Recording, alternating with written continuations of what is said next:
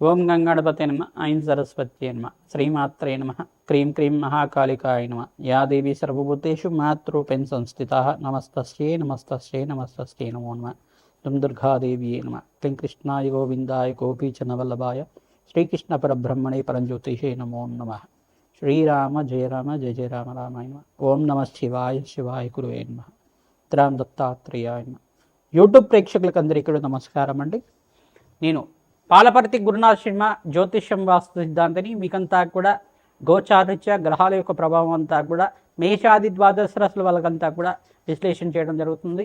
ఈ రోజున మనమంతా కూడా చెప్పే విషయం ఏంటిదంటే, ప్రధానంగా రాహుకేతు ప్రభావం అంతా కూడా కాలసర్ప దోషము అంటే ఏంటి, అసలు కాలసర్ప దోషాన్ని అంతా కూడా ఏ రకంగా విశ్లేషణ చేసుకోవాలి, కాలసర్ప దోషానికంతా కూడా పరిష్కారం ఏ రకంగా ఆచరించాలి, అసలు కాలసర్ప యోగం అంటే ఏంటి, కాలసర్ప దోషం అంటే ఏంటి అంతా కూడా జ్యోతిష్ సిద్ధాంతం ప్రకారంగా మీకు అంతా కూడా విశ్లేషణ చేయడం జరుగుతుంది. ప్రధానంగా కాలసర్ప దోషము కాలసర్ప యోగము అని చెప్పేసి అంటే కనుక, ఈ యొక్క కాలసర్పం అనేది రాహుకేతు ప్రభావం వల్ల, రాహుకేతులంతా కూడా ఛాయాగ్రహాలుగా చెప్పడం జరుగుతుంది. ప్రధానంగా ఛాయాగ్రహాలకి ఈ యొక్క సొంత ఇల్లు అనేది ఉండదన్నమాట. ఏ యొక్క రాశులకంతా కూడా వారికి రాష్ట్రాధిపత్యం లభిస్తూ ఉంటుంది. మిగతా గ్రహాలకన్నిటి కూడా రాహుకేతులంతా కూడా ఛాయాగ్రహాలు కాబట్టి వాటికంతా కూడా సొంత ఇల్లు అనేది ఉండదు. ప్రధానంగా ఏ గ్రహానికైతే కనుక కలిగికతో పాటు ఉంటారు, ఏ రాష్ట్రాధిపతితో పాటు కలిగితో ఉంటారు, ఏ రాశిలో అంతా కూడా వీరు సంచారం చేస్తుంటారు, లగ్న చక్ర ప్రకారంగా కానీ గోచారిత్య కానీ వాటి ప్రభావం అంతా కూడా ఆ రాష్ట్రాధిపతి ఇచ్చే ఫలితాన్ని ఇస్తుంటారు. ఛాయా మార్తండ ప్రధానంగా ఛాయాగ్రహాలంతా కూడా చూసుకుంటే వీళ్ళంతా కూడా రాహు కేతు గ్రహాలంతా కూడా చూసుకుంటే రాహు గణాలని చెప్పేసి అంటారు. ప్రధానంగా గ్రహాలకి వీళ్ళంతా కూడా ప్రభావం ఏ రకంగా చూపిస్తూ ఉంటారు, అపసవ్య దిశలో సంచారం జరుగుతూ ఉంటుంది వీళ్ళదంతా కూడా. ప్రధానంగా రాహుకేతులంతా కూడా ఛాయాగ్రహాలుగా వీళ్ళ ప్రభావం అంతా కూడా మానవాళి జీవిత విధానంలో అంతా కూడా లగ్న చక్ర ప్రకారంగా వాళ్ళున్న స్థానాన్ని బట్టి అంతా ఫలితాలు ఇవ్వడం జరుగుతుంది. ప్రధానంగా వంశాభివృద్ధికి కారణం అంటారు. ప్రధానంగా సర్పదోషం కానీ సర్పశాపం కానీ ఏమైనా జాతకరీత్యా వర్తించి ఉంటే కనుక, రాహుకేతు ఒక స్తంభంలో మిగతా గ్రహాలన్నీ కూడా ఉంటాయి కనుక, రాహుకేతు మధ్యలోనే అన్ని గ్రహాలు మిగతా నవగ్రహాలన్నీ కూడా ఉంటే కనుక వీటికి అంతా కూడా కాలసర్పదోషము, పిలింగ కాలసర్పదోషం అని చెప్పేసి, వాసుకి కాలసర్పదోషం, తక్షక కాలసర్పదోషం, కర్కోటక కాలసర్పదోషం అని చెప్పేసి ప్రధానంగా ఈ యొక్క ప్రధానమైన దోషాలంతా కూడా చెప్పడం జరుగుతుంది. నవనాగ ఆరాధన చేయడం వల్ల కాలసర్పదోష నివారణ అవ్వడానికి ఆస్కారం ఉంటుంది. విశేషమైన క్షేత్రం ఏంటంటే కుక్కి పుణ్యక్షేత్రం, కుక్షి అనేది పుణ్యక్షేత్రం అంటారు. ప్రధానంగా మన కర్ణాటక దగ్గర అంతా కూడా ఉంటుంది.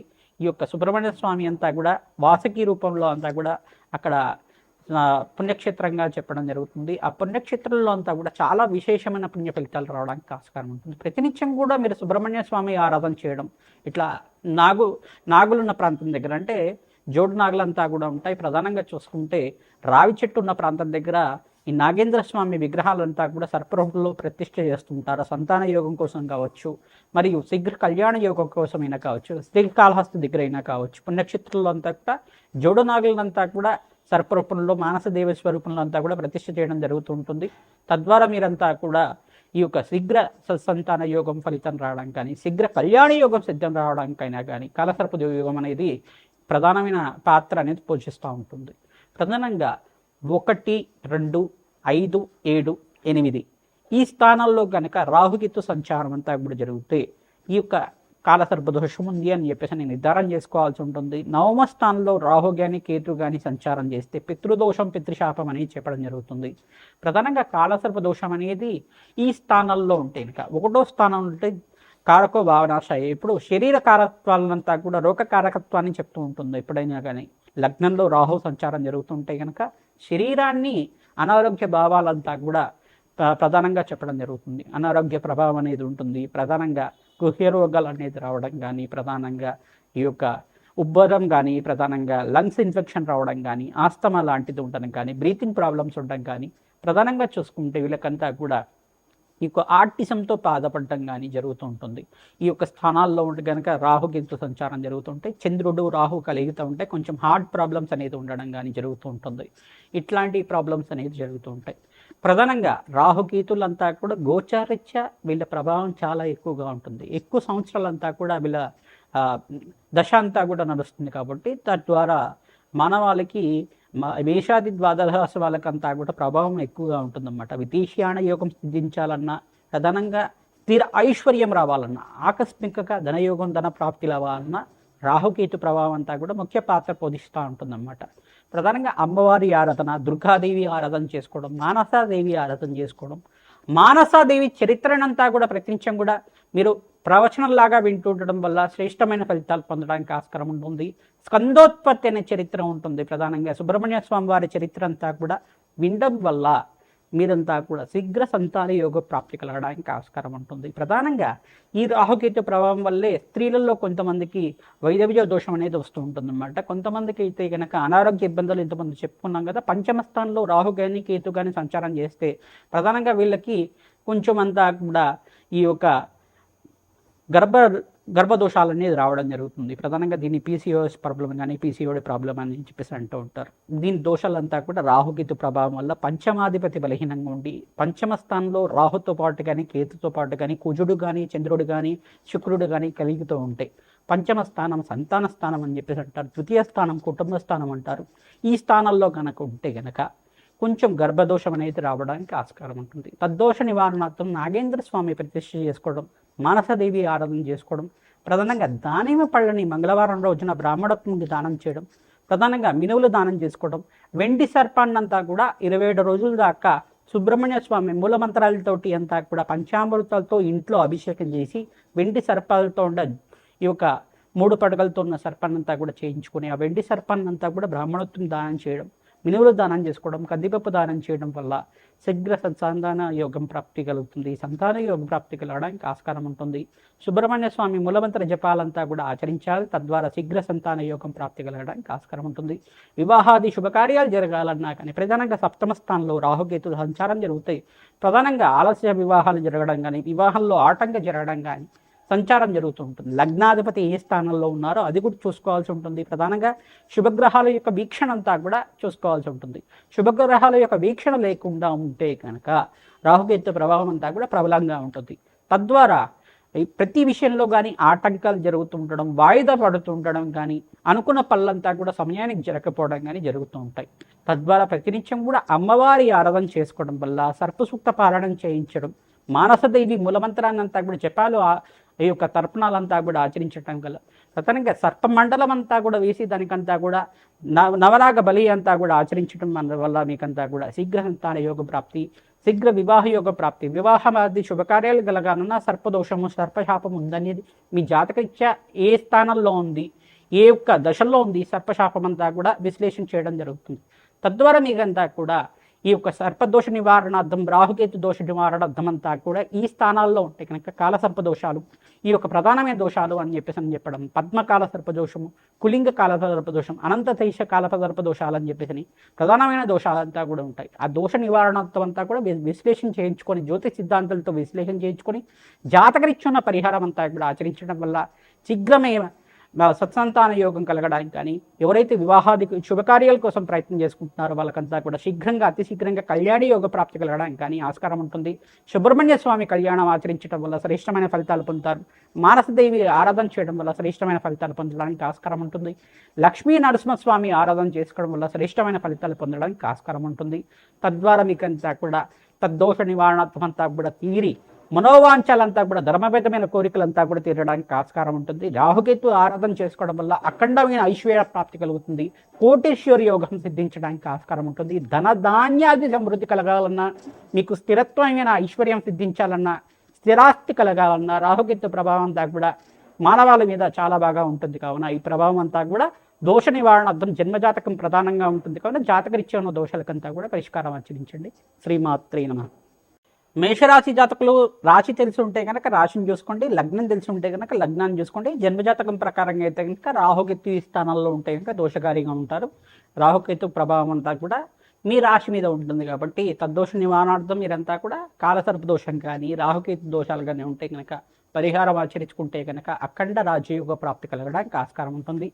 ఈ యొక్క 1, 2, 5, 7, 8 స్థానాల్లో కనుక రాహుకేతులంతా కూడా సంచారం చేస్తే కనుక మీకంతా కూడా కాలసర్ప దోషం ఉంది అని చెప్పేసి నిర్ధారణ అవుతుంది. ప్రధానంగా రాహుకేతు మధ్యలోనే ఈ యొక్క మిగతా గ్రహాలన్నీ కూడా స్తంభంలో ఉంటాయి కనుక అది కాలసర్ప దోషం అంటారు ప్రధానంగా. ఇదే కాకుండా ఈ స్థానాల్లో కూడా 1, 5, 4, 8 స్థానంలో ప్రధానమైన స్థానంలో కానీ రెండో స్థానంలో కానీ ఉంటే కనుక కాలసర్ప దోషాల్లో 18 రకాల కాలసర్ప దోషాలు ఉపదోషాలు అని చెప్పేసి కొన్ని ఉంటాయి. ఆ దోషాలకంతా కూడా పరిహారం అంతా కూడా గ్రంథశాస్త్ర ప్రకారంగా అంతా కూడా తంత్రశాస్త్ర ప్రకారంగా మెడిటేషన్ చేసి పరిష్కారం చెప్పడం జరుగుతుంది. మీ జన్మజాతకమే ప్రధానమైన జాతకంగా ఉంటుంది, కానీ జాతకరీత్యా దోషాలకంతా కూడా పరిష్కారం ఆచరిస్తూ ఉంటే కనుక శ్రేష్టమైన ఫలితాలు పొందుతారు.